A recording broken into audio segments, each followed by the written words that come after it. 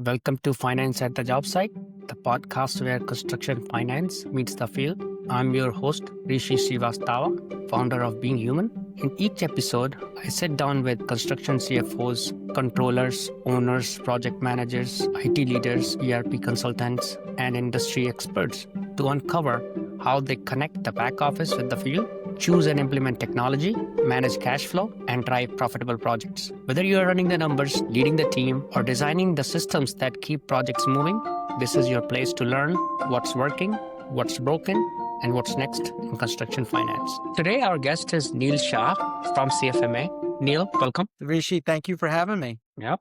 The first section here, Neil's on your background and career journey. You have had a fascinating background: aerospace engineering, real estate services, technology, and now construction finance. Can you walk us through that journey and what ultimately drew you to lead CFMA? Yeah, I mean, it's interesting how an aerospace engineer joins a construction financial management association. But so I began life, I wanted to fly airplanes. Airplanes, I thought, were the sexiest business known to man. I was going to join the Air Force and was in the ROTC, accepted a reserve commission coming out of college, so I didn't go active duty, but I worked for an aircraft engine company for the first 10 years of my career and was managing a fleet of aircraft and was recruited to kind of an entrepreneurship, a startup within an insurance company to put together a facility management outsource company as part of their insurance business.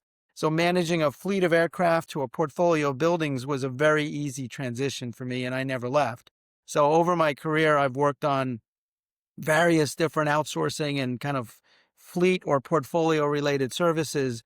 And about 15 years ago, the Royal Institution of Chartered Surveyors out of the UK, which is a global professional body, needed somebody to run the Americas. And that's how I got into the association world, was 13, almost 14 years at RICS. And here I am at CFMA. What is RIC? RICS is the Royal Institution of Chartered Surveyors. It's about a 155-year-old professional body.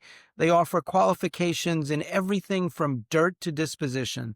Land surveyors, cost consultants in construction, project managers, brokers, appraisers, investors. So everything throughout the life cycle of the built environment. And we're obviously at CFMA a very important part of that because construction, is where we live, work, and play. And it's contributing to building cities and economies. And ultimately, what we're trying to do at CFMA, related to what I did at RICS, is really build recognition for the role of the CFO, controller, accounting professional in the industry. Yeah, they are related in a lot of ways.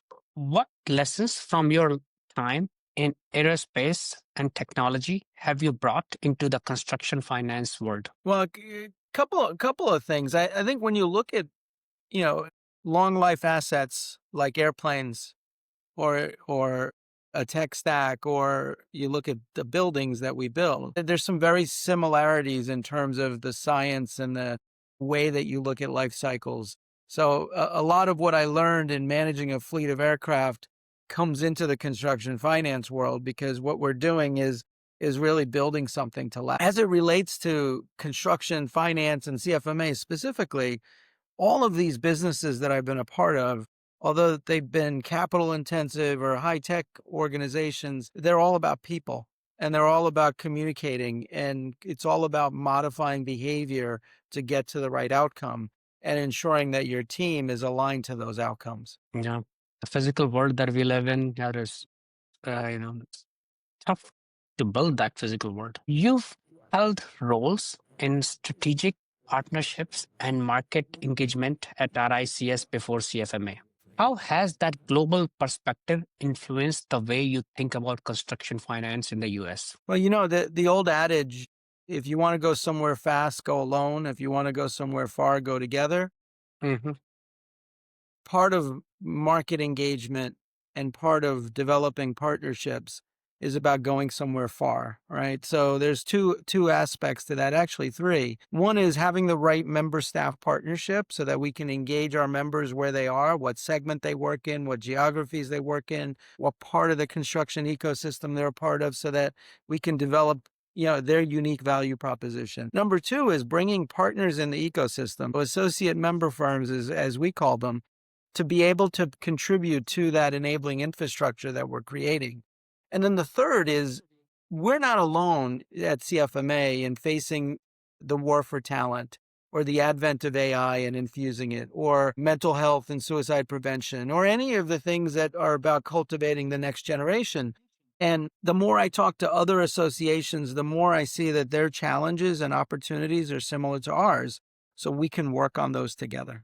The next section here, Niels, on construction finance and industry trends. From your vantage point at CFMA, what are the biggest financial challenges facing contractors today? Wow. There's a lot of uncertainty in the market, where interest rates are and where they're going, the impact of tariffs on material prices, scarcity of labor, skilled workforce, and potentially labor costs rising. So those are all pressures on what's already a high risk, low margin business. And, one of the interesting things that somebody told me last week is, contractors take a lot of risk on, but they may not appropriately price for that risk and the kinds of margins that they're getting.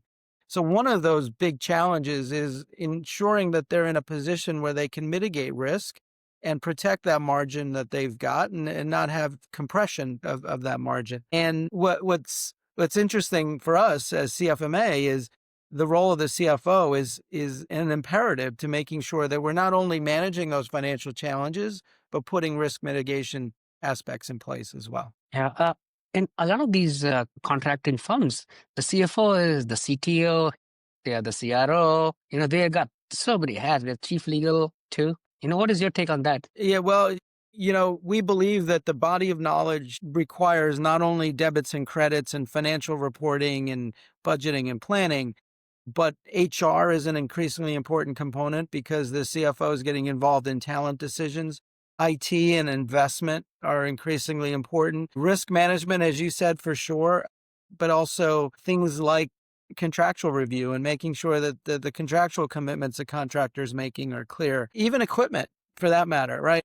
And some contractors, in fact, many, have heavy equipment or a fleet of trucks, and ensuring that the life cycle of those assets flow appropriately into the risk mitigation scenarios that they've got in place is an important part of the puzzle. Definitely. How do you see the role of the CFO and controller evolving over the next 3 to 5 years, especially with the rise of data-driven decision making? Well, I think, our goal is to really build recognition for what they do today as well as what they're going to impact in the future. And, Being Human, your firm is in the AI business. And obviously being able to take large bodies of data and being able to convert that into information, knowledge, and ultimately decision-making is critical. So I see the CFO and controller being much more, if they're not AI natives, much more adept at using artificial intelligence to get through the lots of data that they have in order to get to that point where they're making decisions that's data-driven. Now, the role of the CFO is,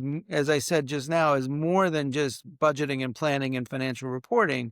So that to me is going to be critical to continue evolving that role. Yeah. What trends are you seeing around construction company growth? Are members more focused on scaling, risk management, or margin preservation right now? A lot of that's a function of the economic cycle as well. And you can get 10 economists and you'll get 10 different opinions on where we are in the cycle. But if we are seeing inflationary effects on material pricing and labor, as I said before, or uncertainty on interest rates where developers may not be starting new projects where there's more competition, I think there's going to be continued pressure on margins and continued risk mitigation that's going to be necessary in order to protect those margins. Again, I'm one that thinks we're at the end of the cycle, maybe not the beginning of the cycle, but you might ask another economist and they may feel differently. A lot of it depends on what that contractor does in their specialty. If they're building data centers in the Southwest, they're in a very strong phase of their cycle. If they're building office buildings in the Northeast, they're in a downward trend in their cycle. So the asset class that they work on, the geography that they're in, has a lot to do with what macro exposure they have and where they are in the cycle. And then ultimately that defines what their focus is, whether they're taking advantage of scaling because they're building all of those hyperscaling data centers. They're trying to preserve margin because the competition's so tough for the asset class or the geography that they're in. Yeah, that's such a good point. Actually, when I think about it as a not an expert on construction industry, you know, I don't think that all these contractors they're so different from each other. You Mm. know, like this segments, like you were mentioning too. Yeah, this very kind of different groups of contractors living in the same umbrella under CFMA. You They know. are. And actually, up until recently, we looked at construction as a homogenous group and maybe general members and associate members, general being contractors and associates being the enabling infrastructure of associate member firms. But even in the general world, we've got GCs that are doing commercial non-residential work. And in Hmm. that commercial work, there's different asset classes, whether you go from data centers to office to warehouse. And then you've got residential contractors who are building single family detached. You've got heavy construction contractors that are building the infrastructure, the roads, the bridges, the airports. And then underneath all of them, you've got a whole cadre of specialty trade contractors without whom the industry doesn't function because they're the craftsmen, right? They're the ones that specialize in all of the Hmm. special trades that enable us to package these assets together.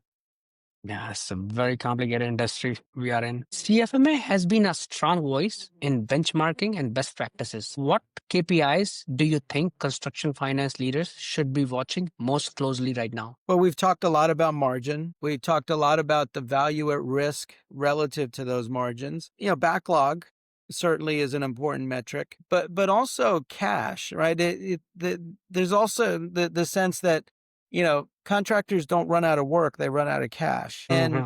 being in a position where your financial position is where you're managing cash effectively, that you have a clear understanding of your AP and AR processes and that you have a clear path towards how that growth is coming is critically important. So those are some of the KPIs that I would say that construction finance leaders at contractors are watching. We do something called a financial benchmarker.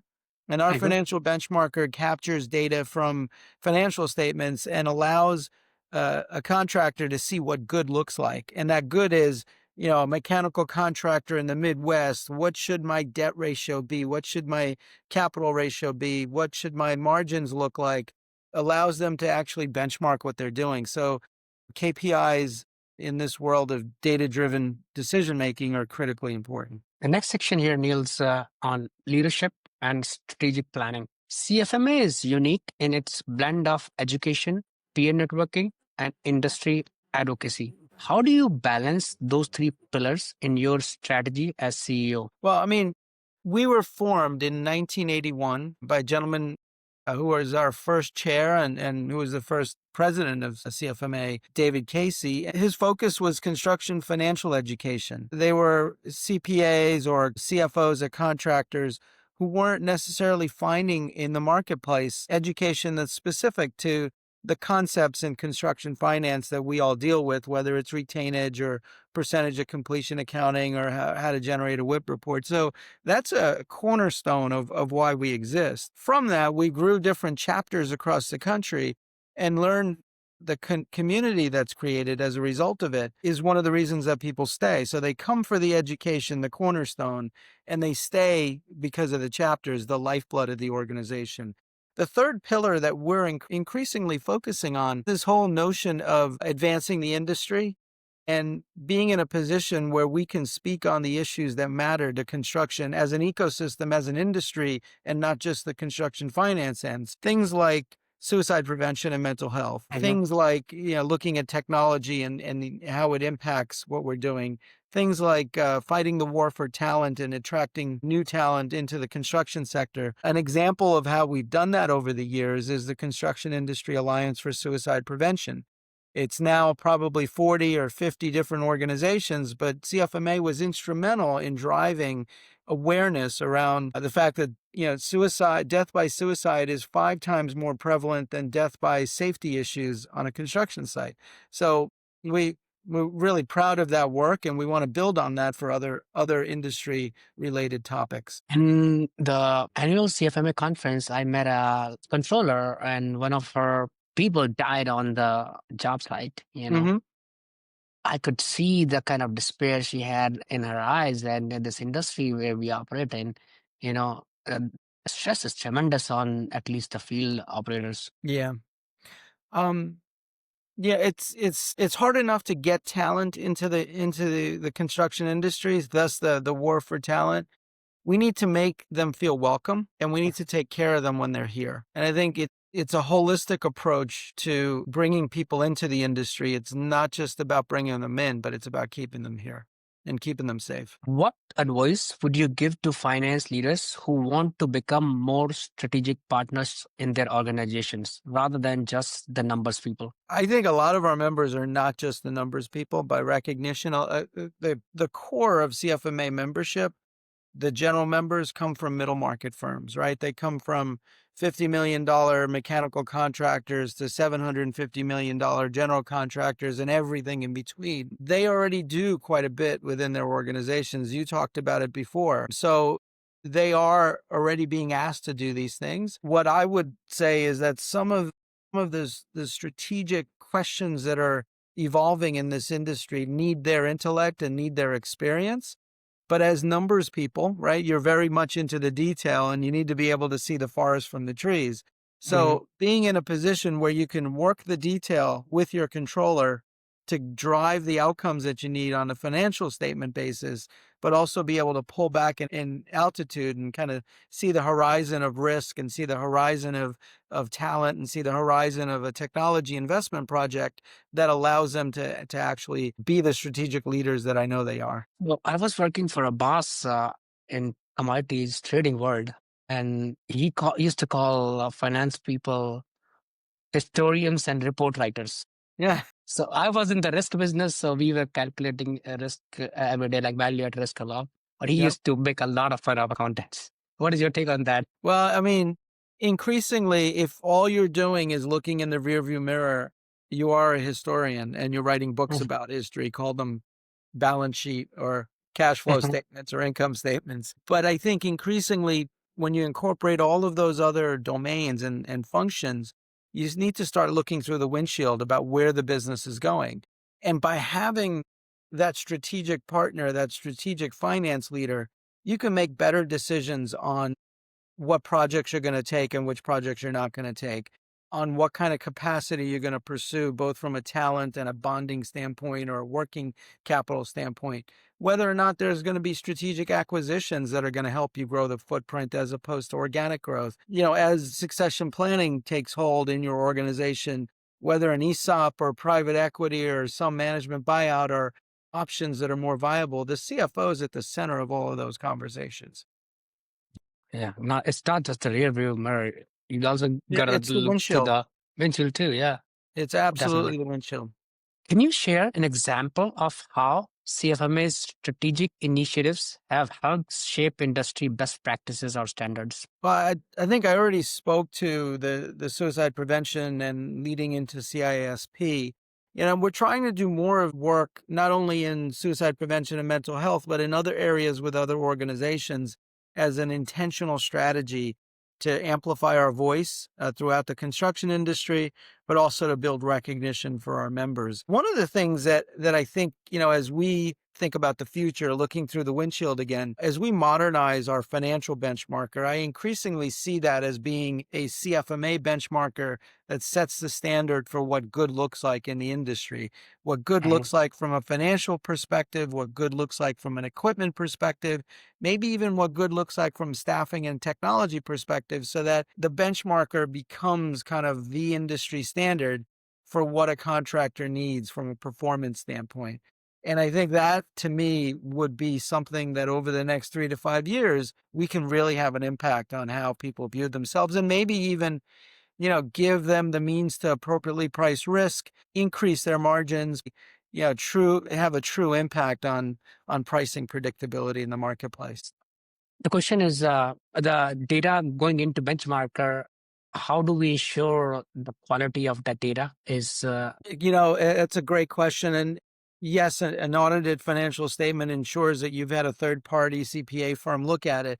But also, we've certified individuals with our CCIFP certification that covers all of the domains in our body of knowledge. And I think the trust and confidence that you can have in that data and in those statements is strong if you've got a CCIFP that's actually been the one that's producing it. So our belief is that, no matter what's part of the cycle you're in, what your year-end close is, whether your CPA firm's signed off on it or not, you can trust in the data that's coming out of an organization who's being led by a CCIFP. Point about CCFP.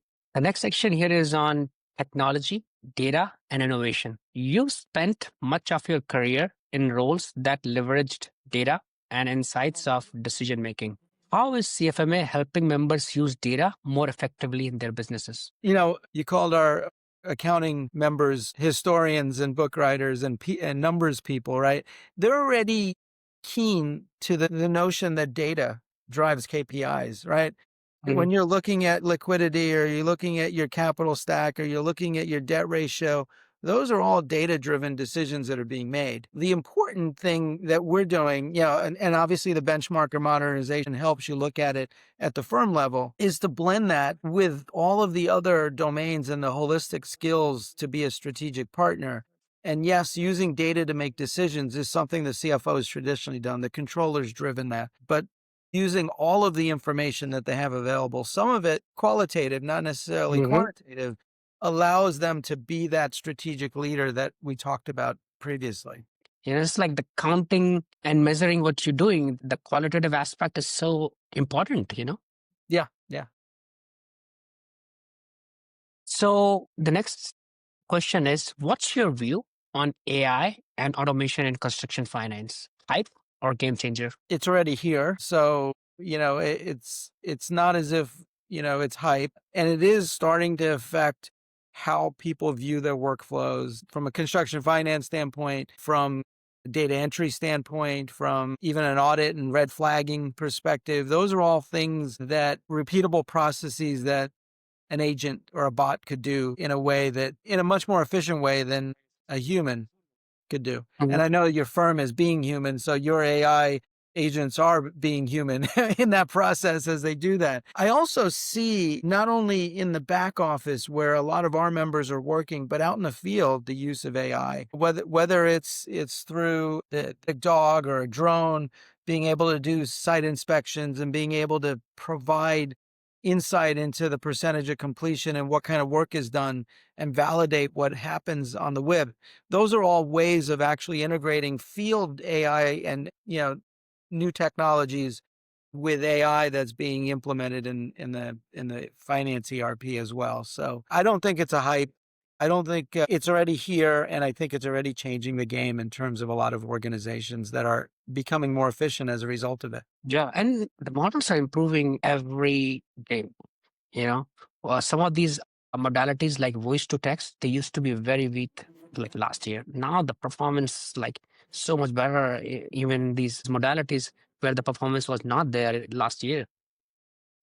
Many construction finance teams struggle with systems integration. What role do you see CFMA playing in helping members adopt and implement technology more effectively? Not only construction finance teams, but construction finance associations struggle with systems integration. We've gone through a whole technology evolution ourselves. And my peers at other organizations feel that as well. But specifically for our members, there's a lot of choices out there for project management tools, financial ERPs, payment systems, payroll, HRIS systems, you name it. Whether it's a platform to address waivers, whether it's built into Procore or separate, there's a whole host of those challenges. And being able to build the right technology stack is a challenge for construction finance teams. One of the ways that we're helping support that, and obviously a lot of those organizations that I talked about are sponsors, exhibitors, supporters, stakeholders in this ecosystem. And they do a very good job of creating awareness about what's available out there. But selection and making sure that you've got the right stack is critically important. There might be an opportunity to benchmark that in the future, but we're starting out in partnership with Big Blue Innovations and Jay Snyder, providing software roundtables where in a non-salesy environment, a very comfortable setting for those construction finance teams that are looking at making decisions on new systems, being able to see demonstrations, being able to ask questions in a very comfortable environment without any pressure to say, okay, I need to take the next step.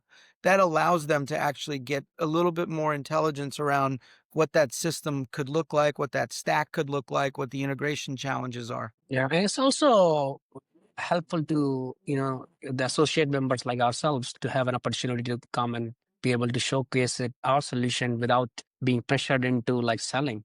Yeah, You know? absolutely. Absolutely. Because you get to talk about the value of what you're bringing to the ecosystem through your technology, and the construction finance team at the contractor is able to absorb that knowledge and make intelligent decisions about their technology system's future. The last section here, Neil's on community and future outlook. CFMA has a vibrant chapter network. How do you see chapters evolving in the next decade, especially with more hybrid and remote work in the industry? That's a great question. So yeah, I've used the phrase chapters are the lifeblood of the organization. It's where Mhm. people join. It's where people find engagement. It's where people stay members of CFMA. So for us, that chapter network is very, very critical to our future and our success. We see it evolving in a number of different ways going forward. And the hybrid remote aspect is important, which, you think about it, if you're working from home, on your own, maybe connected to each other virtually. There's a need, humans have a need for connection. And I think we provide that additional outlet for that connection. We find that third space or whatever you want to call it, where they can go and share best practices, learn from each other, maybe even share a cocktail or a meal and just kind of get to know humans at that level so that we can continue to build relationships and work together.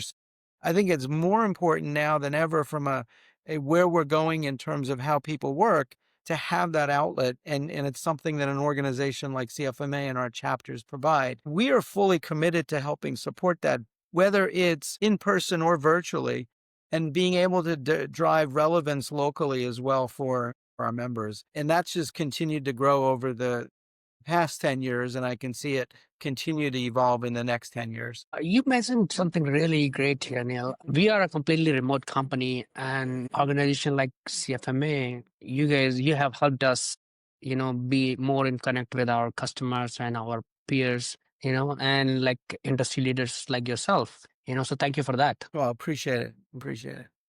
And last question here, Niels, on finally, if you could leave construction finance leaders with one piece of advice about preparing for the future of the industry, what would it be? Wow, that's a heavy question to end on.